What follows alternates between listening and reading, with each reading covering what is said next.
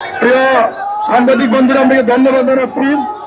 এটা লিখিতভাবে এবং ক্যাবিনেট মন্ত্রী পরিষদের বৈঠকে আমাদের প্রতিনিধিদেরকে নিতে হবে। আর আমরা দীর্ঘ এই 40 বছর পরে আমরা এই অন্তর্কালীনবর্তী সরকারের পক্ষ থেকেই একমাত্র আমরা ঘোষণা পেয়েছি আমাদের ইবতেদায়ী মাদ্রাসা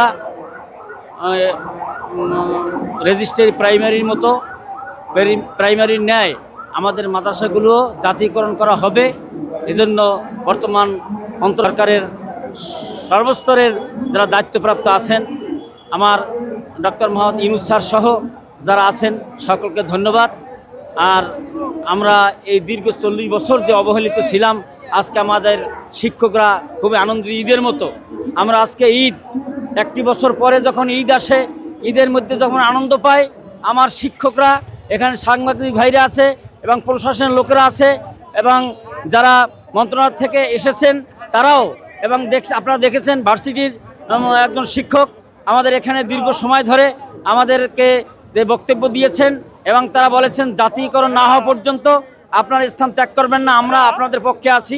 তো যাই হোক, ইতিমধ্যেই আমাদের এই জাতীয়করণের দাবিতে জাতীয়করণের সংবাদ নিয়ে আমাদের প্রতিনিধিরা আমাদের প্রতিনিধিরা এবং সরকারের প্রতিনিধিরা দুই দলের প্রতিনিধিরা এসে আমাদের শিক্ষকদেরকে যে আশার বাণী শুনিয়েছেন, এজন্য আমরা আল্লাহর দরবারে লক্ষ কোটি শুকর আর বর্তমান সরকারকে সাধুবাদ জানাই, ধন্যবাদ যে আমাদের এই দীর্ঘ 40 বছরের যে সাধনার পরে আজকে আমাদের এই 10 দিন পরে এই যে সংবাদ শুনলাম, আমাদের মনে হচ্ছে যেন ঈদের দিন। সারা বাংলাদেশের সমস্ত যতগুলি মাদ্রাসা আছে, আলিম মাদ্রাসা, ফাজিল মাদ্রাসা, কামিল মাদ্রাসা, শিক্ষক শিক্ষিকা, ছাত্র ছাত্রী এবং অভিভাবকরা আজকে বাংলাদেশই নয়, সারা বিশ্বের সারা বিশ্বের এই মিডিয়ার মাধ্যমে সারা বিশ্বের মুসলমানেরা, সারা বিশ্বের মানুষেরা দেখছেন যে ইবতেদায়ী মাদ্রাসা জাতীয়করণের ঘোষণা এই অন্তর্কালীনবর্তী সরকারের পক্ষ থেকে জাতীয়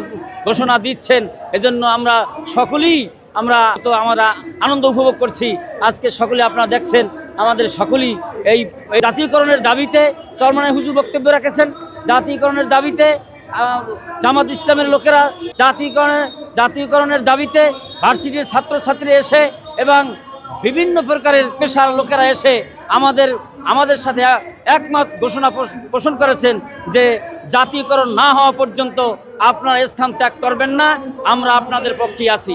আজকে দীর্ঘ 10 দিন পরে আমরা এই প্রেস ক্লাবের সামনে এবং এই শাহবাগের এই ময়দানে বসে এই খোলা আকাশের নিচে আমার শিক্ষক ভাইরা যে কষ্ট করেছেন, সেই কষ্টের বিনিময় আজকে আমরা পেলাম 40 বছর পরে আমরা পেলাম জাতীয়করণের ঘোষণা। এর জন্য বর্তমান সরকারের দায়িত্বপ্রাপ্ত যারা আছেন, বিশেষ করে আমাদের ইউনিভার্সিটির স্যার জনাব মোহাম্মদ ইউনূস স্যার সহ যারা দায়িত্বে আছেন, আপনাদের স্বর্ণ অক্ষরে লেখা থাকবে, স্বর্ণ অক্ষরে বাংলাদেশ যতদিন থাকবে, পৃথিবী যতদিন বেঁচে থাকবে, ততদিন পর্যন্ত ইবতেদায়ী মাদ্রাসা আপনাদের মাধ্যমে জাতীয়করণ করা হয়েছে। এটা মানুষ একদিন থাকবে না, কিন্তু আপনাদের নাম স্বর্ণ অক্ষরে লেখা থাকবে, আমরাও একদিন থাকবো না। আর আমাদের শিক্ষকরা এই 40 বছর ধরে অসংখ্য অগণিত শিক্ষকরা বেতন না পেয়ে তারা দায়িত্ব পালন করে দুনিয়ার থেকে বিদায় হয়েছে। তাদের প্রচেষ্টা আল্লাহর দরবারে কবুল হয়েছে।